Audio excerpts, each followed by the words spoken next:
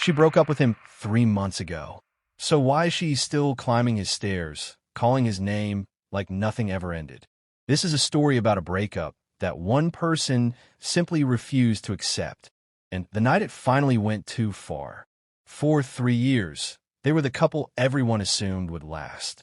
The kind of relationship people pointed to as proof that love still worked.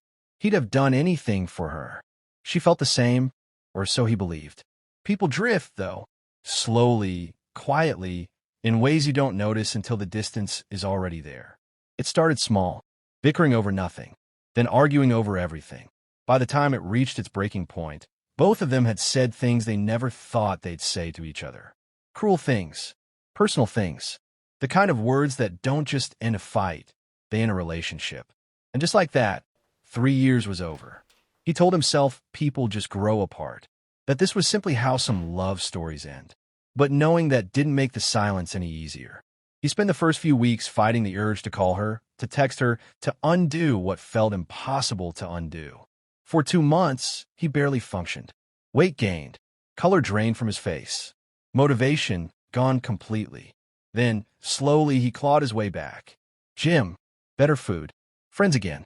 Piece by piece, he started feeling like himself. He even met a few new people along the way. Nothing serious, just proof that life kept moving forward. His ex, apparently, had other plans. She started showing up, not during the day, late at night, when most people are already asleep.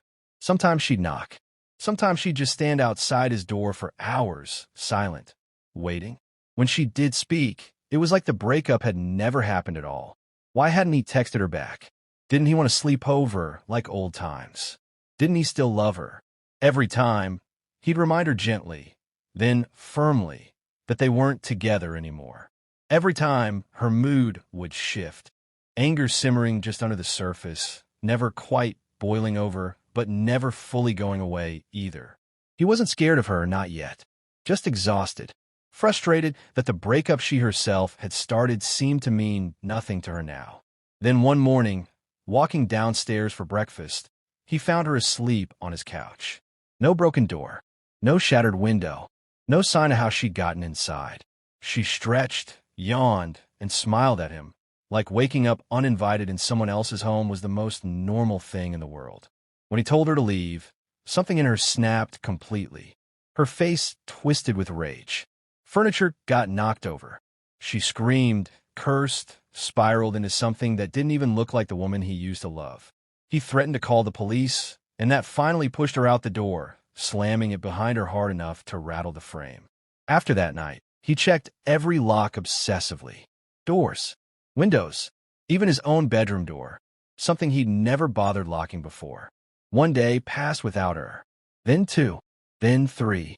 He started to believe it was finally over, for real this time. He should have known better. That night, lying in bed, he heard footsteps on the stairs. Slow, deliberate. Then her voice, singing his name like a lullaby that had curdled into something else entirely.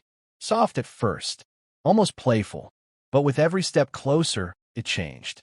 Lower, angrier, less human, somehow, like something wearing her voice instead of speaking with it. The footsteps stopped, right outside his bedroom door. The handle began to move. Slowly.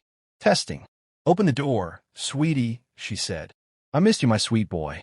He stayed frozen, silent, barely breathing. I can smell you, she whispered in dirty, dirty boy. The door handle kept rattling, harder now, the wood around it groaning under pressure it shouldn't have been able to produce. Her voice climbed higher, angrier, less like begging and more like a threat wrapped in old pet names. He didn't know if the lock would hold. He didn't know if she even cared whether it did. All he could do was stay still, phone in hand, typing out everything that was happening in real time, just in case. Just in case the door gave way. Just in case no one ever heard from him again. The footsteps, the singing, the handle, still twisting back and forth in the dark. If this is the last anyone hears from him, he wanted one thing understood clearly. Everyone would know exactly who to blame. So here's what I want to know. Do you think she ever actually left that house the first time? Or was she always still inside, waiting, watching, until the moment was right? Tell me what you think really happened behind that door, in the comments below.